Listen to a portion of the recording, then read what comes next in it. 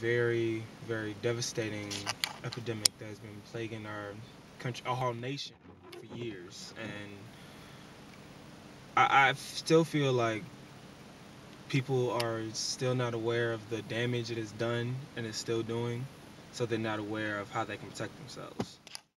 Statistics have shown that 14% of the United States population is black, but 50% of Americans diagnosed with HIV and AIDS each year are black. That is very scary to talk about. We don't want to know who has it because we don't want to have it. So I just think it's a very taboo thing.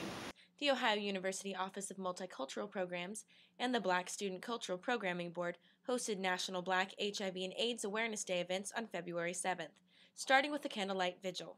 Well, the visual started roughly around 2004. It was started by our chapter members, and it was just a way to get people out. It's college gay of all diversities, and to spread awareness about HIV and AIDS, and just to commemorate people who have been affected by it. Brooklyn-based journalist, editor, blogger, and public speaker Kaity Conner shared with students about the HIV and AIDS pandemic in Black America. AIDS is celebrating its 30th birthday. And last year, the government finally put together a national HIV/AIDS strategy. Does that make sense to you? The Black Student Cultural Programming Board organized the events with their director, who has seen the effects that the lack of HIV and AIDS education had on those in her home country of Jamaica, and on the American students she works with daily. We weren't educated about HIV/AIDS. Everybody thinks once you get it, you're going to die in like 6 months. And then, oh my God, he has AIDS, so no, you can't touch him, you can't walk next to him, you can't eat with him, you can't. So I think all of those social stigmas compounded his reaction to the news. Terrell feels that the media has a part in downplaying the danger of HIV and AIDS. So we're having all this national conversation about teenage pregnancy, and I'm thinking, wait a minute. This means that they're not using condoms. Why are we not talking about HIV? We're still living in denial that young people can catch and contract HIV, and that you can't talk about the consequences of this and not talk about HIV. Knowing that so many young people are being